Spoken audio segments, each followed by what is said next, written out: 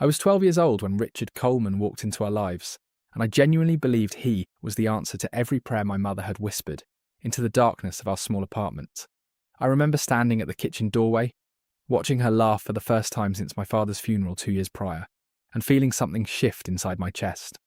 Hope, maybe. Or perhaps it was just the desperate wish of a fatherless boy searching for someone to fill that impossible void. Whatever it was, Richard noticed it too, and he knew exactly how to use it.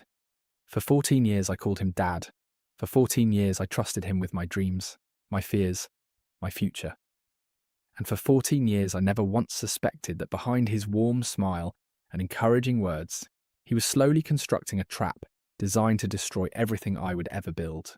This is the story of how the man who raised me like his own son tried to ruin my future, and how I made absolutely certain he faced every single consequence he deserved.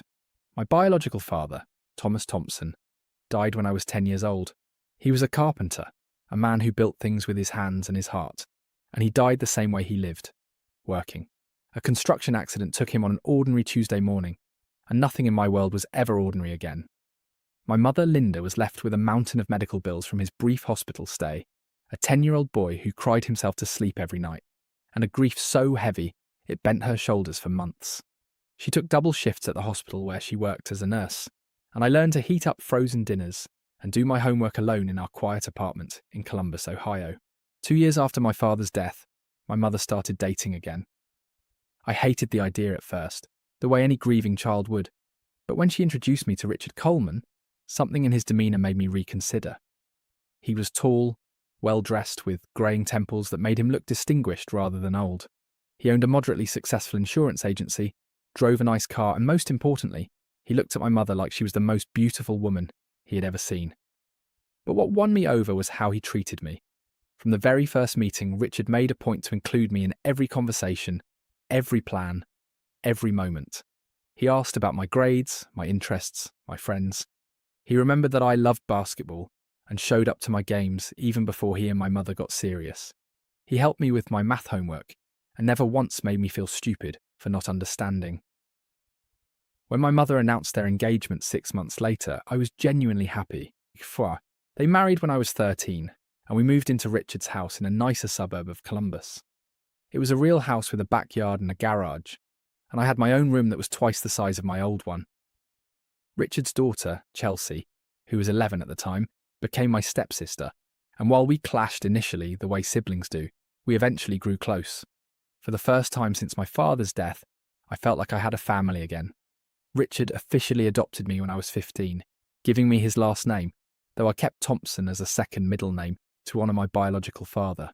He cried during the adoption hearing, telling the judge that I was the son he always wanted. My mother squeezed my hand so tight, I thought she might break my fingers, and I believed every word Richard said. Why wouldn't I? He had given me no reason to doubt him. High school was where I discovered my passion for technology and entrepreneurship. I was fascinated by how businesses worked, how products went from ideas to reality, how technology could solve problems in ways no one had imagined. Richard encouraged this endlessly. He took me to business seminars, bought me books on entrepreneurship, and shared stories from his own journey, building his insurance agency from the ground up. He told me about his failures, his setbacks, the times he nearly went bankrupt before finally achieving stability.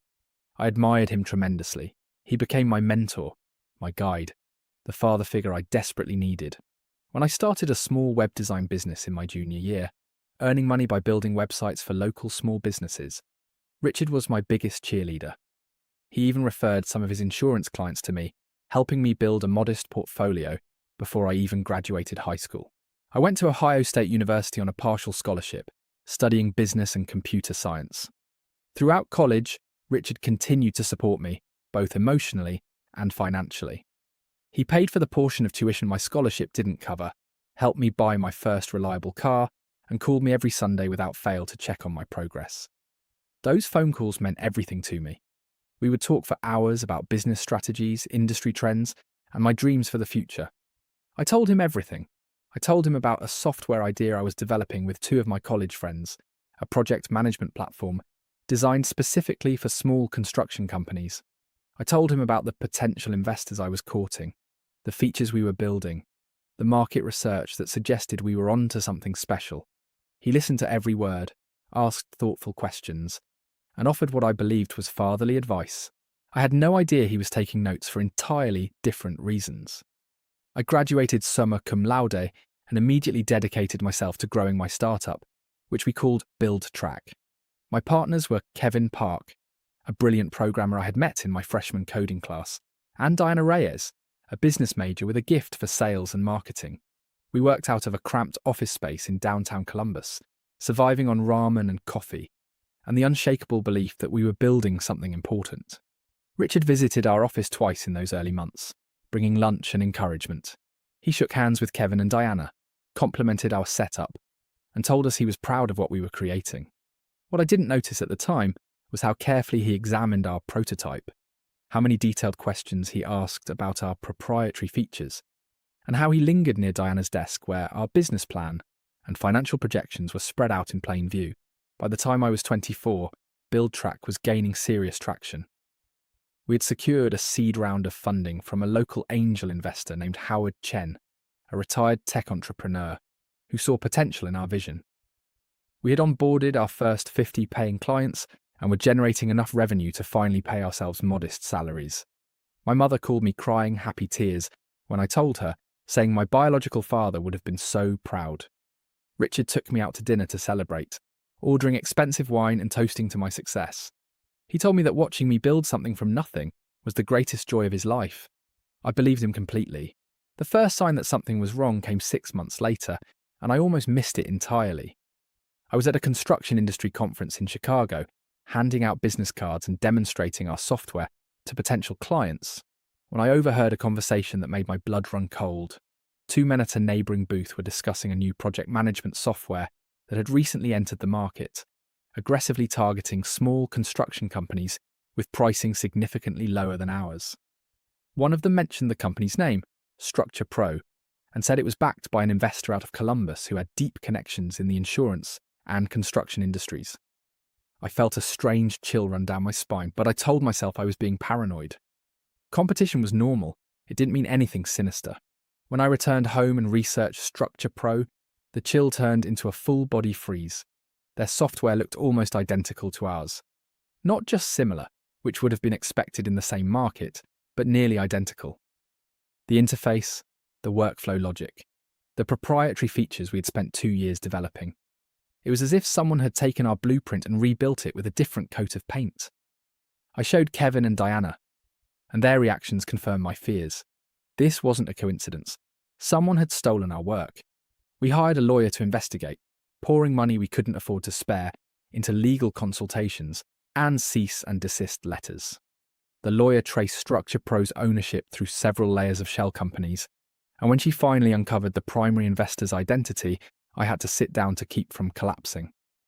The investor was someone named RC Holdings, LLC. The registered agent was Richard Coleman. I don't think I can adequately describe the feeling of that moment. It was like the floor had disappeared beneath me, like gravity itself had betrayed me. My stepfather, the man who had raised me, adopted me, mentored me for over a decade, had stolen my intellectual property and was using it to build a competing company that would destroy everything I'd worked for. I sat in that lawyer's office for what felt like hours, unable to speak, unable to move, unable to process the magnitude of the betrayal. Kevin and Diana were furious, but their anger seemed distant to me, like sounds heard underwater. All I could think about was every Sunday phone call, every encouraging word, every proud smile at my graduations and achievements. Had any of it been real? Had he been planning this from the beginning? I didn't confront Richard immediately. As much as I wanted to drive to his house and demand answers, something in me knew that I needed more information first. If my stepfather was capable of this level of betrayal, he was capable of lying his way out of it too. I needed evidence. I needed to understand exactly what he had done and why before I could figure out how to fight back. So I did something that went against every instinct screaming inside me. I pretended nothing had changed. I answered his Sunday phone calls with the same enthusiasm. I went to family dinner at his house that weekend, sat at his table, ate food my mother prepared with love, and smiled at the man who was actively trying to destroy my future. It was the hardest performance of my life, but it was necessary. Over the following weeks, I conducted my own investigation with the help of my lawyer and a private investigator Howard Chen recommended. What we uncovered was worse than I had imagined. Richard hadn't just stolen my ideas, he had been systematically sabotaging my business from the inside.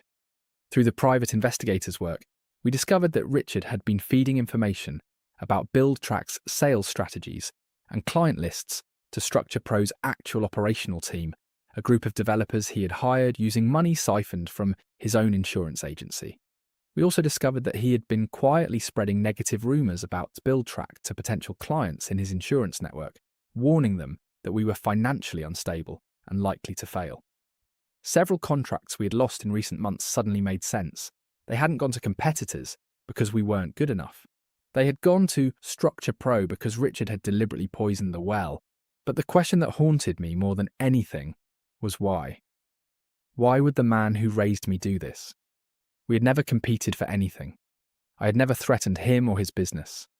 I had loved him and trusted him with the blind devotion of a son who had lost his biological father too young. What could possibly motivate him to betray me so completely? The answer came from an unexpected source. Chelsea, my stepsister. Chelsea and I had remained close throughout the years, texting regularly and getting together whenever I visited Columbus. She worked as a graphic designer and had always been perceptive in ways that made her both a wonderful confidant and a terrible person to try to deceive. One evening, about a month into my secret investigation, Chelsea called me sounding upset. She told me she had overheard a heated argument between Richard and her mother, a woman who had divorced him years ago, but occasionally contacted him about financial matters related to Chelsea's childhood. The argument was about money, specifically about how Richard had made several bad investments over the past few years and was struggling to maintain his lifestyle. But what really caught Chelsea's attention was something Richard said in his anger. He complained bitterly about how his stepson was becoming more successful than he ever was, how it wasn't fair that someone he had raised and supported was now worth more than his own insurance agency, how he'd given me everything, and I was making him look like a failure by comparison. It all clicked into place with sickening clarity. Richard wasn't just trying to compete with me, he was trying to tear me down because he couldn't stand the idea of me surpassing him. Everything he had done, every act of support and mentorship over the years, had been conditional on me remaining smaller than him, remaining his project rather than his equal or his superior. The moment I started truly succeeding, the moment I became something he couldn't control or take credit for, I became a threat that needed to be eliminated. It wasn't business, it was ego, it was jealousy. It was the same twisted insecurity that probably made him target a widow and her fatherless child in the first place. People who would be grateful to him, people who would make him feel important and needed. I thanked Chelsea for telling me without revealing why I needed to know. I could tell she sensed something was wrong, but she didn't push. That night, I sat alone in my apartment and cried for the first time since I was 12 years old. I cried for the father I had lost and the father I thought I had gained. I cried for my mother, who had built her second chance at happiness on a foundation of lies. I cried for myself, for the boy who had trusted so completely, and the man who now had to decide what kind of justice that boy deserved. By morning, I had made my decision. Richard Coleman would face the consequences of what he had done. Not through violence, not through petty revenge, but through a systematic dismantling of every lie he had told and every crime he had committed. If he wanted to play business games with me, he would learn exactly how good at business his stepson had become. The first phase of my plan was to document everything. With my lawyer's guidance, I compiled a comprehensive record of Richard's intellectual property theft, including time-stamped evidence of when we had developed each feature of BuildTrack, an expert analysis showing that Structure Pro's code contained clear markers indicating it was derived from our work. This wasn't just about proving similarity. This was about proving access and copying, the legal standards for software copyright infringement. We also documented his defamation campaign, gathering testimonies from former potential clients who confirmed that Richard had warned them away from our company. Each piece of evidence was another brick in the wall I was building around him. The second phase was to protect my business while preparing for the fight. Howard Chen, who had become something of a mentor to me in his own right, was instrumental in this. When I told him what I had discovered, he didn't react with the shock I expected. Instead, he nodded slowly and said something I would never forget. He said that in his decades in business, he had learned that success always reveals the true character of the people around you, that money and achievement have a way of bringing hidden jealousy and resentment to the surface. He said he had suspected something was off about Richard from the first time they met at our office, something in the way Richard looked at our equipment and our projections that felt more like hunger than fatherly pride. Howard offered to increase his investment in BuildTrack, providing us with the capital we needed to weather whatever storm was coming and to fight back legally. I accepted gratefully, knowing that without his support, Richard's sabotage might have succeeded in bankrupting us before we could ever respond. The third phase was the hardest. I had to tell my mother. I had been dreading this conversation since the moment I learned the truth, knowing it would shatter her world just as thoroughly as it had shattered mine. But I also knew I couldn't move forward with legal action without her knowing. She deserved to hear it from me, not from lawyers or the news. So on a Sunday afternoon, when Richard was out of town at what he claimed was a business conference, I drove to their house and sat down with her in the kitchen, where I had once watched her fall in love with the man who would betray us both. I don't think I've ever seen someone's face change the way my mother's changed that day. She went through disbelief, confusion, denial, and finally a grief that was almost physical in its intensity. She kept saying it wasn't possible, that Richard loved me, that he talked about how proud he was of me all the time. I showed her the evidence. I showed her the corporate records linking him to Structure Pro. I showed her the testimonies from clients he had poisoned against me. I showed her the financial analysis proving he had stolen my intellectual property. And slowly, painfully, I watched my mother's faith in her husband crumble like a building condemned from within. She cried. She apologised over and over, as if any of this were her fault. I held her and told her she had nothing to apologise for, that she had only ever wanted us to be happy, that Richard's choices were his own. We sat in that kitchen for hours, my mother clinging to me like she had when we stood at my father's grave all those years ago, both of us mourning something we had lost. When Richard returned from his trip 2 days later, he walked into a very different house than the one he had left. My mother had moved into the guest room. She had consulted a divorce attorney. She had begun the painful process of separating her finances from his, and she had told him, in a conversation she later described as the hardest of her life, that she knew everything. According to my mother, Richard's reaction was a masterclass in manipulation. He denied everything at first, claiming I had made it all up, that I was jealous of his business success and trying to drive a wedge between him and my mother. When that didn't work, he shifted to minimising his actions, saying he had only been trying to enter a lucrative market and that any similarities to my software were coincidental. When my mother showed him the evidence I'd provided, he finally abandoned pretense and went on the attack, claiming that everything I'd built was because of him anyway, that he had paid for my education and supported my early ventures, that I owed him whatever success I had and should be grateful he only took a piece of it, rather than demanding everything. That last argument, delivered in Richard's familiar voice with complete sincerity, told my mother everything she needed to know about the man she had married. This wasn't someone who had made a mistake and was sorry. This was someone who genuinely believed he was entitled to destroy his stepson's future because he had once written checks for tuition. My mother moved out that week, staying with her sister while she got her affairs in order. Richard, apparently shocked that his manipulations had failed, tried calling me directly. I let every call go to voicemail. In his messages, he alternated between threatening legal action against me for defamation and begging me to see reason, to understand that family shouldn't fight like this, to come back to the table and work things out. I saved every message, evidence. While my mother was extracting herself from her marriage, I was preparing to go on offence. My legal team, now expanded with the addition of a litigation specialist Howard recommended, filed a lawsuit against RC Holdings and Structure Pro for copyright infringement, trade secret misappropriation, and tortious interference with business relationships. The lawsuit named Richard Coleman personally as a defendant, alleging that he had used his position of trust within our family to gain access to confidential business information and then exploited that information for his own financial gain.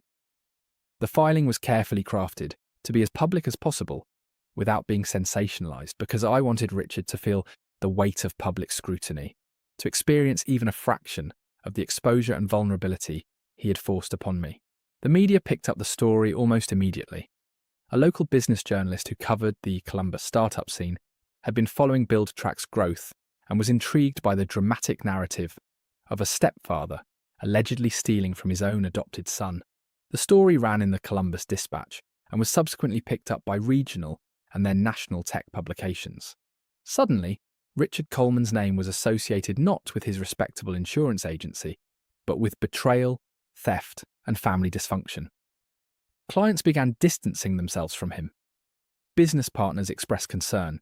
The very reputation he had spent decades building began to crack under the weight of the truth. Richard responded by doing what I had anticipated. He hired aggressive lawyers of his own and countersued, claiming that I had defamed him and that the lawsuit was a malicious attempt to destroy his business out of personal grudge.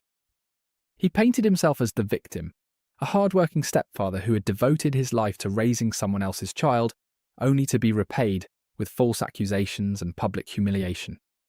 He gave interviews to anyone who would listen, weeping on camera about how his family had been torn apart by lies. For a moment I worried that his performance might work, that the court of public opinion might swing in his favour. But Richard had underestimated one crucial thing: the evidence. In discovery, my lawyers obtained access to Richard's communications, including emails and text messages that had been preserved on company servers. What we found was devastating for his defence. There were emails between Richard and the developers at StructurePro, explicitly discussing how to reverse engineer BuildTrack's features. There were text messages to business contacts spreading false claims about my company's financial health. There were even internal memos about the timeline for launching StructurePro, memos that predated our public launch and revealed that Richard had been planning his competing venture while still acting as my mentor and supporter. The mask he had worn for so many years was finally off, and underneath was exactly the person I'd hoped I was wrong about.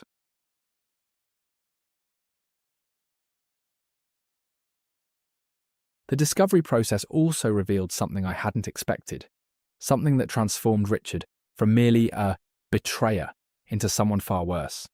Hidden among his financial records was evidence that he had been systematically embezzling from his own insurance agency for years. The bad investments Chelsea had mentioned weren't just bad luck. Richard had been siphoning company funds into personal accounts, covering his tracks with creative accounting, and exploiting the trust of his business partners. The insurance agency that he claimed to have built from nothing was actually a house of cards sustained by fraud, and funding StructurePro was part of a desperate attempt to create a new revenue stream before his crimes at the agency were discovered. My lawsuit, filed publicly and attracting attention, had accelerated a timeline that was already running out. When this information came to light, Richard's remaining allies abandoned him quickly. His business partners at the insurance agency, two men who had worked with him for over 15 years, immediately launched their own investigation and then their own legal action. State insurance regulators got involved, opening an inquiry into whether Richard's conduct violated professional standards and licensing requirements. And most satisfyingly, the developers he had hired for StructurePro, who had believed they were working for a legitimate startup, turned on him when they realized they had been building a product with stolen technology. One of them provided testimony that Richard had explicitly told them the code they were working with was his own proprietary development, a lie that exposed them to potential liability and understandably made them eager to cooperate with my legal team. The trial, when it finally came, was almost anticlimactic. Richard's lawyers had spent months trying to delay proceedings, filing motions and requesting continuances, clearly hoping that my resources would run out before the case reached a courtroom. They didn't understand that I'd stopped viewing this as a financial calculation. This was about justice, about accountability, about making sure that the man who had betrayed my trust would never be able to do the same to anyone else. Howard Chen's continued support gave me the runway I needed, and we pressed forward with a relentlessness that I think genuinely surprised Richard's defense team. When the verdict came, it came down hard. The court found RC Holdings and StructurePro liable for copyright infringement, trade secret misappropriation, and tortious interference. Richard Coleman was found personally liable for his role in directing and orchestrating these violations. The damages awarded included actual damages for the business we had lost due to his unfair competition, statutory damages for the intellectual property theft, and punitive damages that reflected the court's clear disapproval of his conduct. In total, the judgment exceeded $2 million, an amount that would have been financially devastating for Richard even before his other legal troubles began. But the monetary judgment was almost secondary to the other consequences that rained down on him in the following months. The State Insurance Regulatory Board revoked his professional license, citing the embezzlement evidence that had emerged during our lawsuit. His business partners at the insurance agency successfully sued him for breach of fiduciary duty and fraud, resulting in another substantial judgment. Criminal charges were filed for the embezzlement, charges that ultimately resulted in a guilty plea and a prison sentence of 4 years. By the time all the legal proceedings concluded, Richard Coleman had lost his business, his freedom, his professional reputation, and his standing in the community he had spent decades trying to impress. The man who had once made me feel like the luckiest stepson in the world was led out of a courtroom in handcuffs, headed for a prison cell where he would have plenty of time to contemplate the choices he had made. Throughout all of this, I tried to stay focused on what actually mattered. Not revenge, not Richard's downfall, but building the future I had always worked toward. BuildTrack continued to grow, strengthened by the publicity that had, ironically, resulted from the lawsuit. The narrative of a young entrepreneur fighting back against corporate theft resonated with clients and investors alike, and we used the monetary damages from the verdict to accelerate our development and expand our market reach. Kevin, Diana, and I hired new team members, moved into better office space, and crossed revenue milestones that had once seemed like distant dreams. My company didn't just survive Richard's sabotage. It thrived in spite of it, becoming stronger than it ever would have been if he had never interfered. My mother's recovery was slower, but no less meaningful. The divorce was finalised while Richard was awaiting trial, and she emerged from it with her dignity intact and a modest financial settlement that, combined with her nursing salary, allowed her to live comfortably.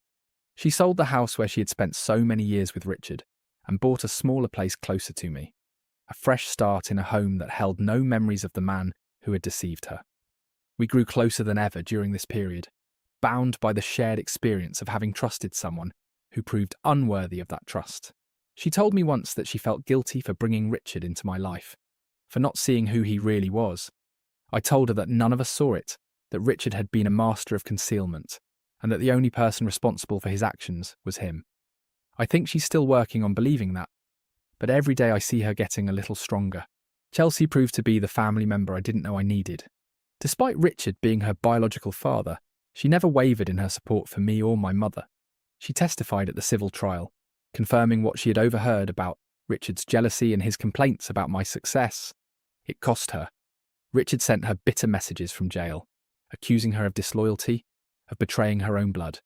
She showed me some of them, and I could see they hurt her, even as she knew she had done the right thing. We talked a lot during those months about what family really means, whether it's defined by blood or by choice, by obligation or by love. Chelsea decided she wanted no part of a family defined by what Richard represented. She legally changed her last name and started attending therapy to process everything that had happened. Today she's thriving as a graphic designer, engaged to a wonderful person who treats her with the respect she deserves, and she remains one of my closest friends and most trusted advisors. Howard Chen, my investor and mentor, became something like a second father figure in the years following the trial. Not a replacement for the father I lost or the stepfather who betrayed me, but something new, a relationship built on mutual respect and honest dealing. He never asked for special treatment or extra control in exchange for his support during my hardest times. He simply believed in what we were building and believed in me, and he let his investment speak for itself. When BuildTrack finally reached a valuation that made him a significant return on his original stake, he told me he had known from the beginning that I would succeed, not because of my technical skills or my business sense, but because of my character. He said that people who work honestly and treat others fairly always prevail in the long run, even when it doesn't look that way in the short term. I'm not sure I completely believe that, but I believe he believes it, and somehow that's enough. The question people often ask me when they learn this story is whether I ever felt sorry for Richard, whether I ever doubted my course of action, ever worried that I was being too harsh, ever wished I had simply walked away and let karma handle things on its own timeline. And the honest answer is yes. There were moments, especially during the criminal trial, when I looked at this man who had once coached my basketball team and helped me with my homework and told me he loved me, and I felt something that might have been pity. He looked old in that courtroom, diminished, nothing like the confident businessman who had won my mother's heart and made me believe in second chances. There were moments when I wondered if I could have handled everything differently, whether confrontation and compassion might have achieved better results than legal warfare. But then I remembered the timeline. I remembered that Richard's decision to steal from me wasn't a moment of weakness or a desperate act in a crisis. It was planned over years. He had been copying my ideas, building his competing company, and sabotaging my client relationships for at least 18 months before I discovered the truth. Every encouraging phone call during that period, every family dinner, every proud smile was a performance designed to keep me oblivious while he dismantled my future. That wasn't something that deserved compassion. That was calculated, sustained betrayal, and the only appropriate response was accountability. One of the most surreal moments came after Richard's sentencing, when I visited him in prison. I don't know why I went. Maybe I needed closure that the verdict hadn't provided. Maybe I wanted to see him humbled and caged. Maybe part of me still hoped he would finally apologise, finally show some genuine remorse, finally become the father I'd once believed him to be. What I got instead was more of the same manipulation I should have expected. Richard spent the entire visit trying to convince me that this had all been a misunderstanding, that his lawyers had advised him poorly, that the evidence against him had been misinterpreted, that if I really loved him like a father, I would help him appeal his conviction. He never once acknowledged what he had actually done. He never once apologised for the harm he had caused me, my mother, or anyone else. Even facing years in prison, he couldn't admit the truth. I left that prison with a strange sense of peace. Not because Richard had given me anything I wanted, but because he had confirmed something I needed to know. His betrayal wasn't a mistake or an aberration. It was who he had always been, hidden beneath a carefully constructed facade.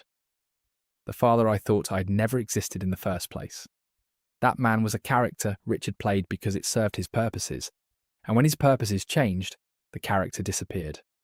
Understanding that made it easier to stop grieving the relationship and start appreciating the real relationships in my life, the ones that weren't performances, the ones where people loved me, not because of what they could gain from me, but simply because of who I was. In the years since the trial concluded, I've thought a lot about what this experience taught me. Some lessons were practical. I learned to be more careful about who I trust with sensitive business information. I learned to document everything, to maintain clear records, to protect intellectual property with proper legal structures from the beginning. I learned that family and business can be a dangerous combination, that the trust we naturally extend to loved ones can create vulnerabilities that unrelated parties wouldn't have. These are lessons I've tried to build into how I run my company today, creating professional structures that protect not just against strangers, but against the possibility that the people closest to me might someday become adversaries. But the more important lessons were personal. I learned that betrayal doesn't have to define you. It can inform you, shape you, teach you, but it doesn't have to become your identity. I spent some time in therapy working through the anger and grief that Richard's actions had caused, and my therapist helped me understand that holding on to bitterness would only extend his influence over my life. Justice had been served.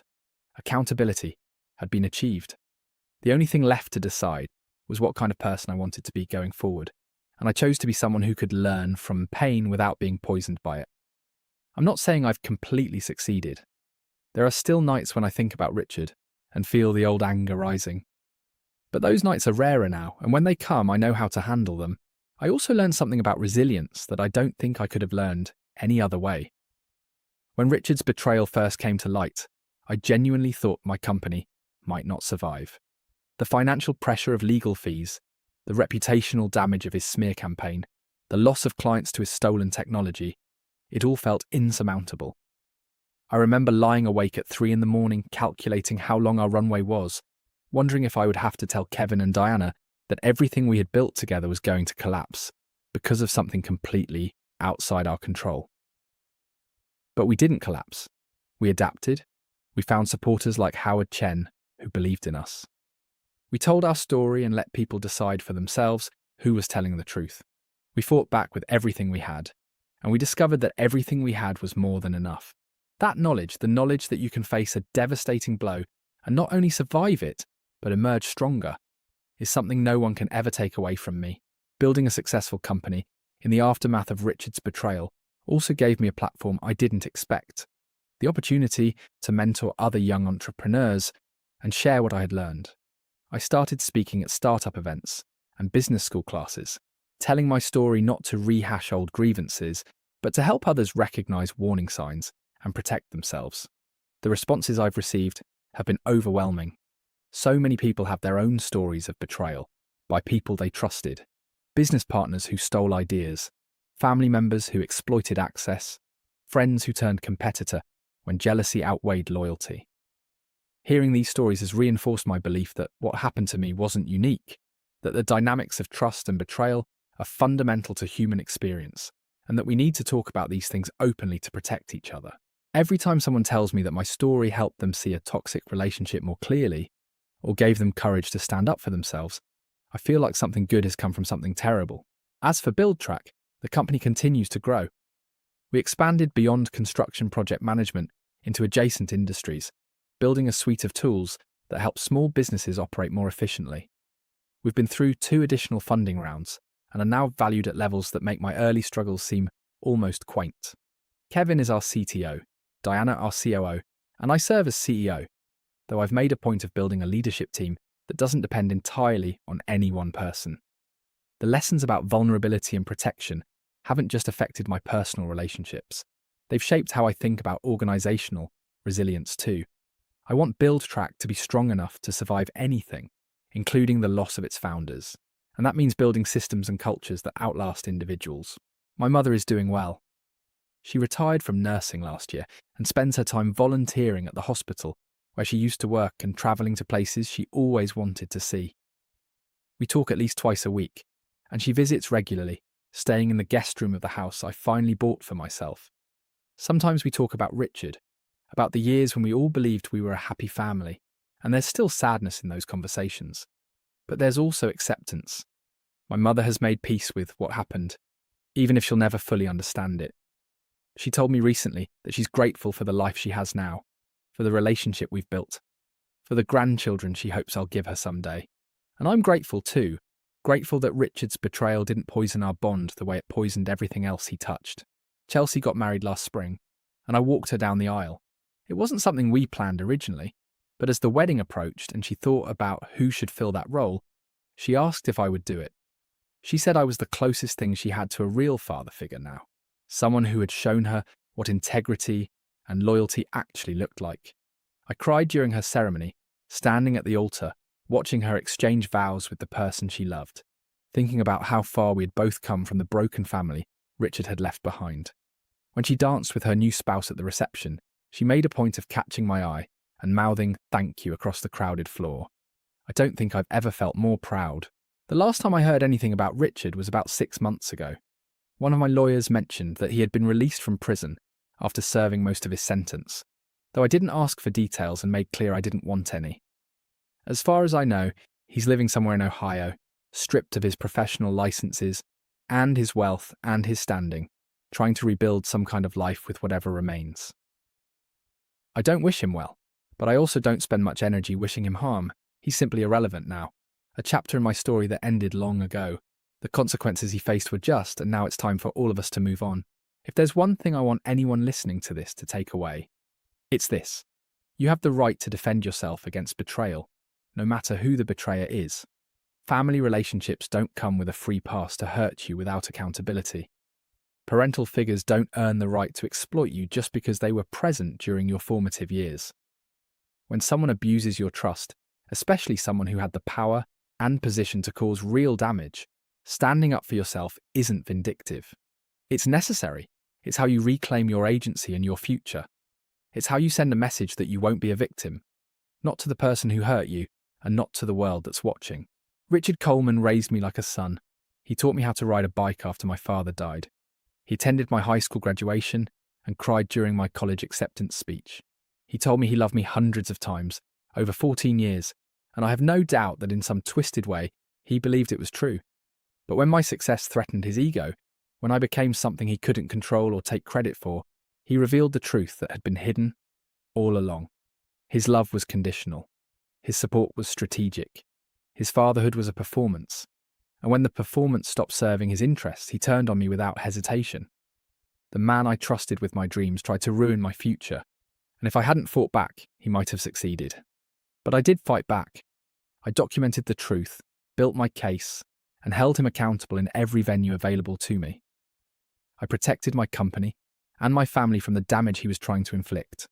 I turned a moment of devastating betrayal into the foundation for a stronger, more resilient version of myself. And I did it without becoming the kind of person Richard was, without resorting to deception or cruelty or exploitation. I won by telling the truth and letting the consequences speak for themselves. Today I lead a company I built from nothing, surrounded by people I trust and who trust me. I have a family redefined not by blood or legal papers, but by actual love and loyalty. I have closure not because Richard apologised, but because I no longer need his apology to move forward. And I have a story worth telling, a story of betrayal and justice, and the courage it takes to demand accountability from the people who hurt us most. My stepfather tried to ruin my future. He failed, and that failure is the best revenge I could ever ask for.